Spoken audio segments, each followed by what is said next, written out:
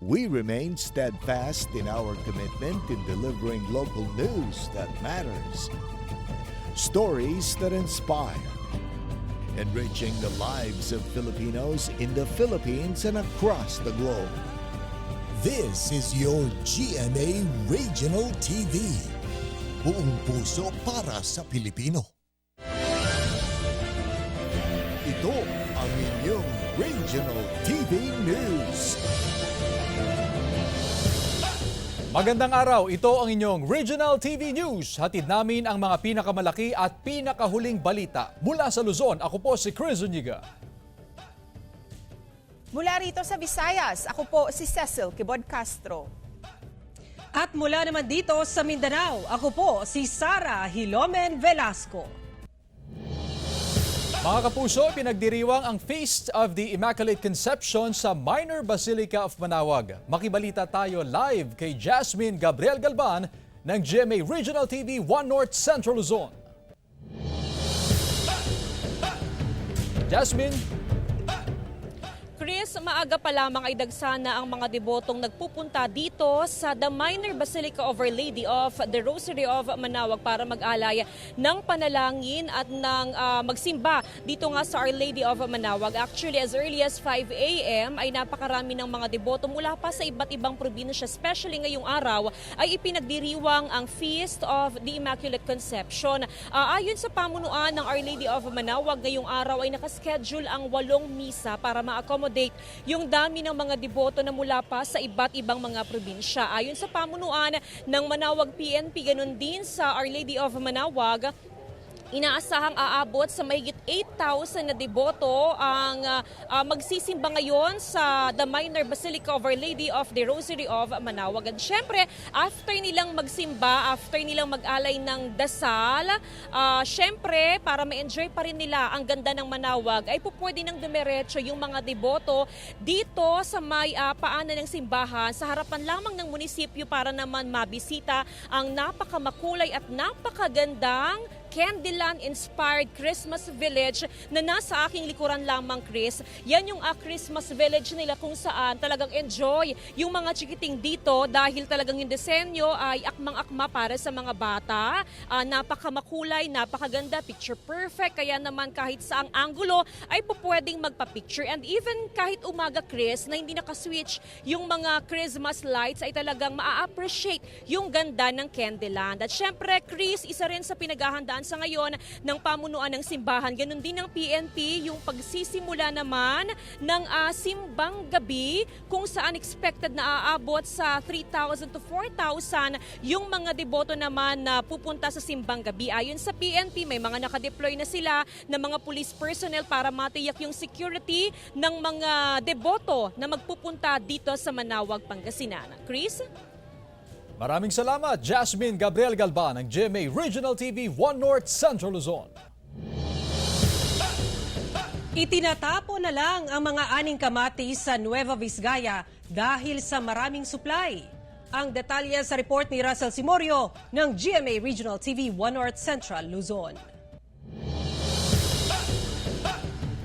Sa cellphone video na ito ni Jan Solis, makikitang itinapon na lang ang isang truck ng kamatis sa bakanteng loteng ito sa Bambang, Nueva Vizcaya. Malapit na raw kasing mabulok ang mga ito dahil hirap maibenta, bunsod ng maraming supply. Kahit pa bumagsak sa 6 hanggang 7 piso ang farm gate price ng kamatis. Wala na kaming paglalagyan ng bagong parating sa pwesto kaya tinatapon namin yung mga Kinumpirma ng Municipal Agriculture Office ng Bambang na marami ang supply ng kamatis. Ibinabagsak din kasi galing sa karatig probinsya ang mga aning kamatis. Pero kung may itinatapon man na kamatis, maaring ito ay pabulok na. Mga 3 days lang yan, sir. Kung hindi na ibenta talaga, itatapon na yan. Alam nyo naman ng kamatis, sir, mas mabilis mabulok. Sa Dagupan City, bumaba sa 20 hanggang 25 pesos ang presyo ng kada kilo ng kamatis na ibinebenta sa ilang pamilihan. Mula yan sa dating presyo na 80 hanggang 100 pesos. Bultuhan na rin ang kinuhang supply ng mga tindera para samantalahin ang mababang presyo. Oo, marami. Pero may nang bintahan dito. Kasi nagsasabay ang datingan ng kamatis doon. Kaya bumagsak ang presyo. Pero ayon sa Samahang Industriya ng Agrikultura o SINAG, walang oversupply ng kamatis. Sadyang madali lang masira ang kamatis kung hindi agad maibenta. Hindi naman oversupply. Sabay-sabay lang yung pag-aani. Mula sa GMA Regional TV 1 North Central Luzon, Russell Simorio nagbabalita para sa GMA Integrated News. Sa ikapitong araw ng search and rescue operation sa bumagsak na Piper plane na may tail number na RPC-1234 sa bulubundukin ng Sierra Madre sa Isabela, tuluyan na itong nalapitan ng mga ground rescuer. Ayon sa incident management team, alas 11 ng umaga kahapon nang marating ng mga ground rescuer ang bumagsak na eroplano. Unang nakita ang piloto na si Captain Levy Abul II na wala ng buhay. Gayunman, hindi nakita ang pasaherong si Erma Escalante sa crash site.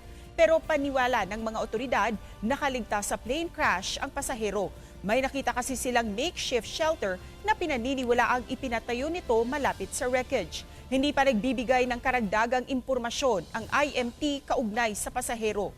Kung maganda ang panahon ngayong araw, dadalhin ang mga labi ng piloto sa landing zone ng helicopter ng rescuer at ililipad patungong Kawayan City. Tutulong naman sa investigasyon ang mga K9 trackers na dadalhin sa crash site. Umabot na sa 18 katao ang nasawi sa aksidente sa Antique. May detalye si Kim Salinas ng GMA Regional TV 1 Western Visayas. Pinakahuling namatay sa ospital sa Iloilo City ang 21 anyos na si Arian Raven Mejia.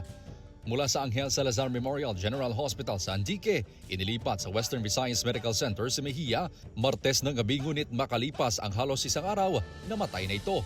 Ayon sa ina, mahilig ang anak sa sorpresa kaya kadalasan hindi nito sinasabi na pupunta ito sa Antique. Usually kasi pag umuwi siya ng Antique, surprise yan. Hindi niya siya nagsasabi na uwi ako ganito. Hindi. Maano ko lang nasa pinto na siya. So hindi ko alam talaga na nagbiyahe siya nung that day. Ang boyfriend ni Arian nakabilang din sa mga sakay sa bus na nanatiling nasa ospital at sa maayos ng kalagayan. Puno ng emosyon na makausap ng GMA Regional TV ang mga kaanak na 5 nasawi sa aksidente. Nasa Kuwait ang OFW na si Melody Binyas nang malaman na kabilang sa mga nasawi sa aksidente ang mga kaanak niya. Ayon kay Melody, pumunta sa Iloilo City ang mag-asawang Jo Marie at Fritzy Alcala kasama ang 1 taong gulang nilang anak, kapatid ni Fritzy na si Jessie Havillana at ang 11 anyos na si Federica Singh. Sana yun din sa gusto namin na mapadali yung uwi ng mga bangkay ng mga pinsan ko, sir. Sana matulungan sila agad-agad or kumbaga mapadali lang, sir. Hindi naman na maagad-agad, basta mapadali lang yung uwi, sir, kasi ang dami nag-aantay sa kanila. Nagpapatuloy pa ang investigasyon hanggang ngayon ng kapulisan sa posibleng dahilan ng pagkahulog ng bus sa bangin. Initially, overspeeding pa po yung result ng initial investigation natin. Kinokonsidera rin ng pulisya na posibleng nawala ng preno ang bus base sa nakalap na impormasyon sa ilang residente malapit sa lugar. Mula sa GMA Regional TV 1 Western Visayas, Kim Salinas, nagbabalita para sa GMA Integrated News. Patay ang 58 anyos na ginang matapos matuklaw ng ahas sa San Carlos City, Pangasinan. Kwento ng mga kaanak ng biktimang si Mercedes Ixomo, maaga siyang nagpunta sa bukid para mamili ng mga gulay na ibebenta sa kanilang barangay. Subalit dito raw siya natuklaw ng ahas. Agad dinala sa pagamutan ang biktima. Pero matapos ang mahigit 20 oras, binawian ng buhay ang biktima. Sa death certificate ng biktima, snake bite with sign of severe envenomation ang sanhi ng pagkamatay ng ginang. Pinailawan na ang iba't ibang Christmas display sa ilang lugar sa Mindanao. Tunghayan sa report.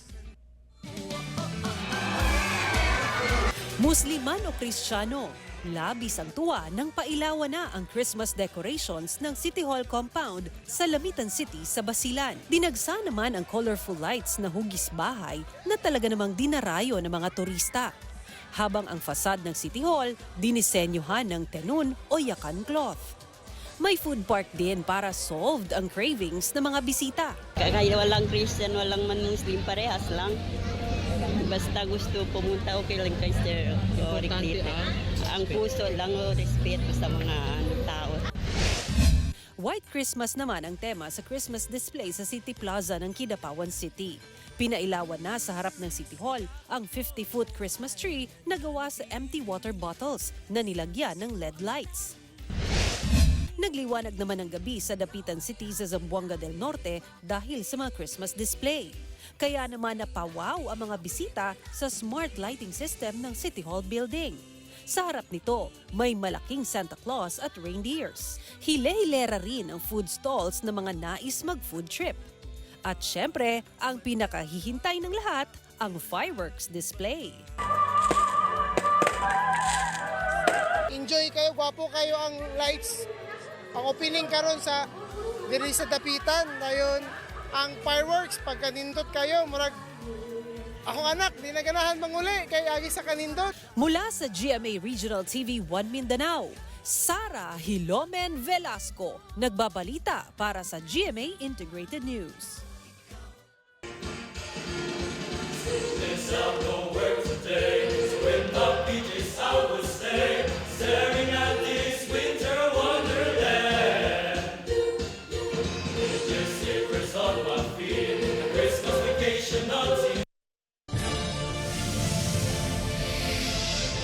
Ito ang inyong Regional TV News. Ito ang inyong Regional TV News.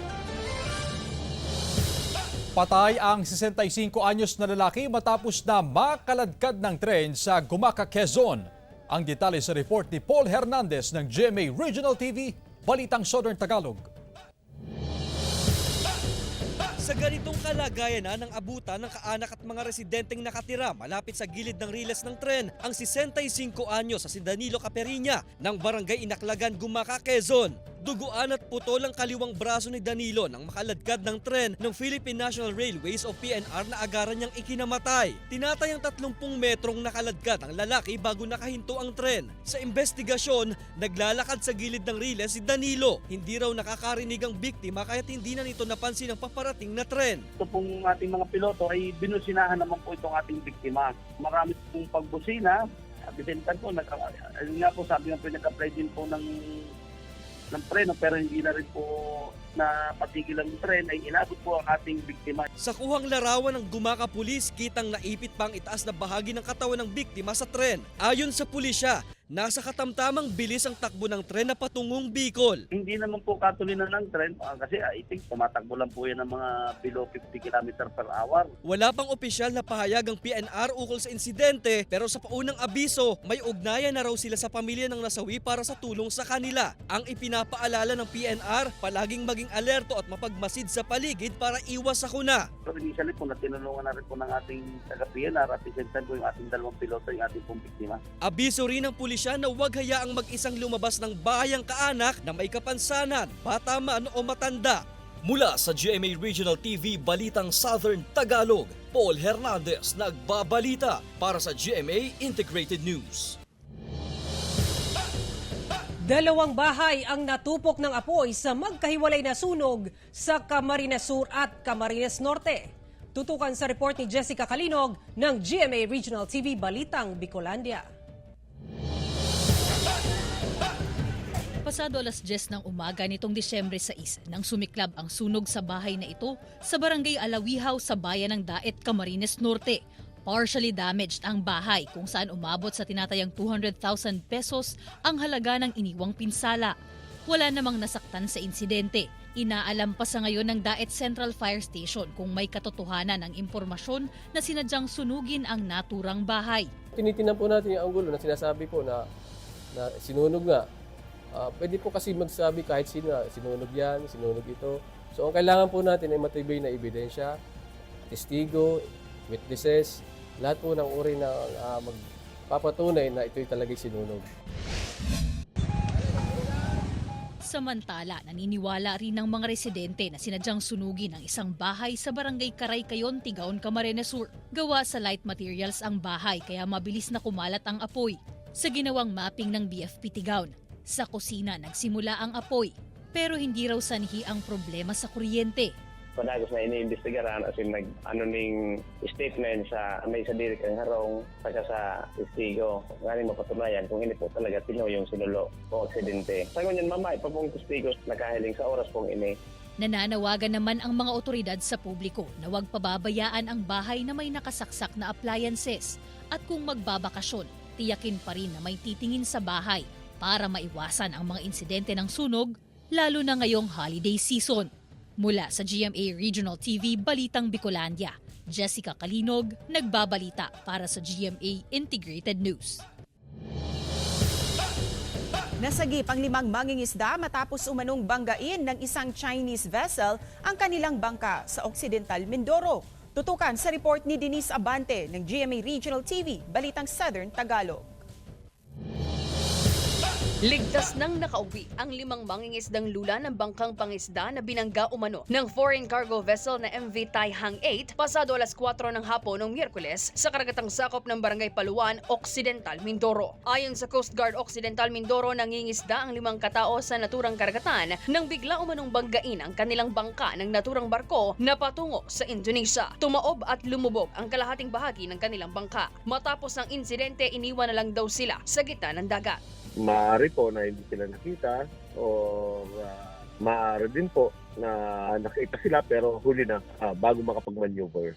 Dahil ang isang malaking barko po ay hindi naman po magre-react agad kung ito po ay magmamaneuver. Mabuti na lamang daw at may ilang mangingisda ring malapit sa pinangyarihan ng insidente kaya agad nilang isinakay ang 5 sa kanilang bangka para dalhin sa Pangpang. Kaagad silang dinala sa pagamutan upang masuri. Wala namang naitalang nasugatan o nasaktan. Hiling ko lang po sana na panagutan naman nila yung iniwan nilang danyo sa amin. Kasi doon sa bangka na yun, marami pong pamilya na umaasa. Kaugnay nito ay sumulat na raw ang Coast Guard Southern Tagalog sa flag country ng MV Taihang 8 sa China para ipaalam ang insidente. Sinisikap pa ng GMA Regional TV Balitang Southern Tagalog na makuhanan ng pahayag ang iba pang mga biktima at ang pamunuan ng barko. Mula sa GMA Regional TV Balitang Southern Tagalog, Denise Abante, nagbabalita para sa GMA Integrated News. Kasunod na ibinabang heightened alert ng PNP sa buong bansa, sorpresang nagsagawa ng inspeksyon ang Procor sa mga matataong lugar sa Baguio City. Pinuntahan ng mga pamosong Baguio Night Market na dinudumog ng mga turista kung saan ipinatutupad ang police visibility. Nag-ikot din ang PNP sa mga puok pasyalan at inirekomendang magkaroon ng metal detector sa lahat ng entry points sa mga parke, establisimento, terminals at sa lahat ng lugar na dinadagsa ng mga tao. Wala naman daw nakukuhang banta mula sa terrorist group pero binalaan pa rin ng publiko na maging alerto. Pinalawig ngayong holiday season ang operasyon ng ilang mall sa Batangas. Tunghayan sa report ni Hazel Alviar ng GMA Regional TV, Balitang Southern Tagalog. Dahil sa inaasahang pagdagsa ng tao sa mga mall, ipinatupad na ang adjusted mall hours sa Batangas City para maibsan na rin daw ang pagbigat sa daloy ng trapiko. Pagkakataon na rin daw ito para sa mga magla-last minute shopping. December 24 and December 31, wherein we open at 10 a.m. and close at 7 p.m. Siyempre para makapagpasko naman yung aming mga empleyado. Kasabay rin ng holiday season ang kabi-kabilang discount at raffle promos. Kaya ang ilan hindi ito pinapalampas sa kagustuhang makatipid at palarin. Yung mga discount na sayang din naman, may mga isang beses na free, di kay malaking bagay na yun. Kaugnay nito ay nagpaalala ang Department of Trade and Industry. Mahalaga raw na suriin kung may kaukulang permit ang mga promo mula sa kanilang ahensya upang maprotektahan ang mga mamimili mula sa mga maling advertisement at mapanlinlang na mga promotion para makabenta. Samantala, bukod sa mga Christmas basket at iba pang material na panregalo, nauuso rin ang mga nabibiling gift certificates kaya binigyan diin rin ng DTI na dapat walang expiration date ang mga ito. Expiration date for HSC is only allowed if it is given as token. Kunyari, yung isang establishmento, magbibigay siya ng parang in appreciation nung pagka-patronize ng customer sa kanyang store. Mula sa GMA Regional TV Balitang Southern Tagalog, Hazel Kawaing Alviar nagbabalita para sa GMA Integrated News.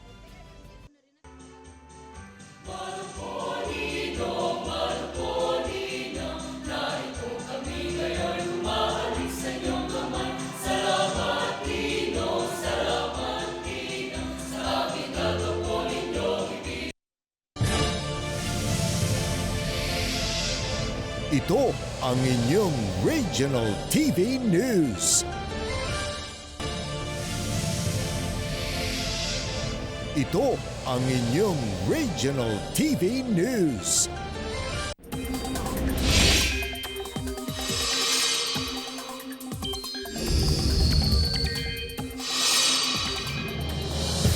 Mga kapuso, kasabay ng pagdiriwang ng Feast of the Immaculate Conception, dapat maging handa sa pag-ulan ngayong araw. Ngayong umaga, asahan ng ulan sa ilang panig ng Cagayan Valley Region, Cordillera, Aurora, Quezon, Palawan, Eastern Visayas, Caraga Region at Sulu Archipelago. Base yan sa rainfall forecast ng Metro Weather. Ayon naman sa Pag-asa, easterlies o kaya mga local thunderstorm ang magpapaulan sa malaking bahagi ng bansa. Patuloy namang umiiral sa extreme northern Luzon ang hanging amihan. Mahigit 70 empleyado nawala ng trabaho matapos magsara ang isang locator sa Mactan Export Processing Zone sa Cebu. Noong November 30, tuluyan ang huminto sa operasyon ang isang kumpanya na gumagawa ng automotive parts. Ayon kay Red, hindi totoong pangalan at nagtrabaho sa kumpanya sa loob ng 9 na taon. Uuwi na lang siya sa Negros Oriental at doon magsisimula ng maliit na negosyo gamit ang matatanggap na separation pay. Base sa notice na ipinadala ng kumpanya sa Peso, Lapu-Lapu City, sinabi nito na 5 taon na nilang iniinda ang production losses. Plano ng nasabing kumpanya na lumipat sa Laguna Technopark Special Economic Zone. Naghahanap na ngayon ng paraan ang Peso para matulungan ang mga apektadong empleyado. The Indore is going to DSWD para sa possible na financial assistance sa ilang AX program o sa DOLE. Mahigit 400,000 pesos na halaga ng gamit ang tinangay ng mga kawatan matapos looban ang motor pool warehouse ng Negros Occidental LGU. Mahigit sa 400,000 na halaga ng mga baterya, motor oil at fluid ang natangay ng suspect mula sa warehouse ng motor pool ng Negros Occidental Provincial Government sa Barangay 6, Bacolod City. Ayon kay Negros Occidental General Services Office Head Arnel Argus, magsasagawa sana ng inventory ang kanyang tanggapan nang may nakita silang butas sa likurang bahagi ng warehouse. Kaya dito pinaniniwala ang posibleng dumaan ang suspect. Napag-alaman din na may mga nawalang stock ng battery sa warehouse. Hanggang sa natukoy ang pagkakakilanlan at nahuli ang suspect na hindi na pinangalanan ng pulisya. Ayon sa pulisya, inamin ng suspect kung saan ito ibinenta ang mga ninakaw na baterya. Sa paglantaw ko, siya niya mismo nasulod ko, may hindi man pwede nga tulog na sila nga dako. Okay, talaga tao itong kayo.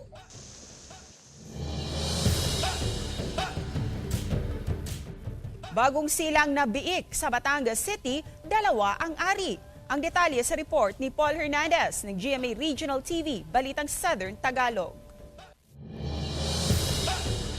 Martes ng gabi, nanganak ang alagang inahing baboy ng pamilya de los Reyes ng Barangay Balete sa Batangas City. Umabot ng 13 biik ang iniyanak ng inahin. Yun nga lang, 2 sa mga ito namatay rin. Pero itinuturing namang swerte at espesyal ang isa sa 11 natira. May pambabae at panlalaki daw kasing ari ang apple of the eye nila ngayong biik. Ngayon lang kami nakakita ng ganyan. Sa tagal namin nagbababoy.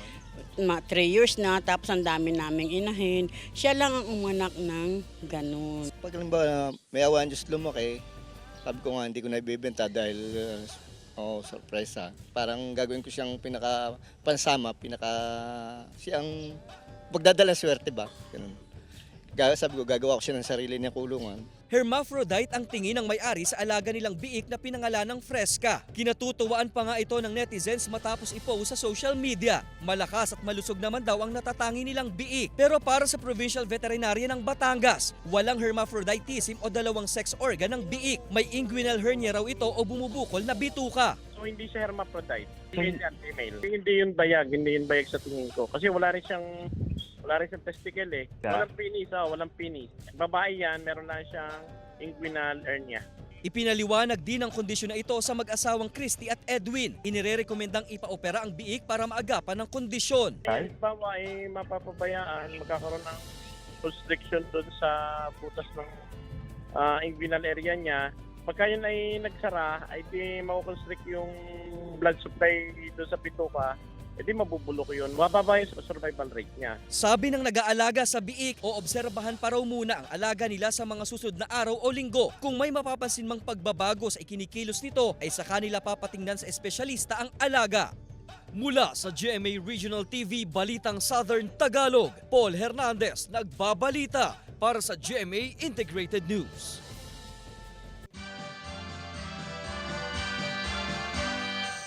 Mga kasama, halina, halina, mag-alay ng panalangin. At dalawin, halina, halina, ang sanggol ng inang At mga kapuso, 17 days na lang. Pasko na. Samantala, mapapanood niyo pong episode na ito sa official website ng GMA Regional TV, www.gmaregionaltv.com. Pwede rin kayong bumisita sa aming official YouTube channel, GMA Regional TV, at i-click ang subscribe button para sa pinakamainit na balita mula sa mga rehiyon. Nais naming pasalamatan ang mga kapuso sa iba't ibang panig ng Pilipinas, maging ang mga kapuso natin abroad. Dahil sa GMA Regional TV, Local News Matters. Kami ang Regional TV News, buong puwersa para sa mas malaking misyon at mas malawak na paglilingkod sa bayan.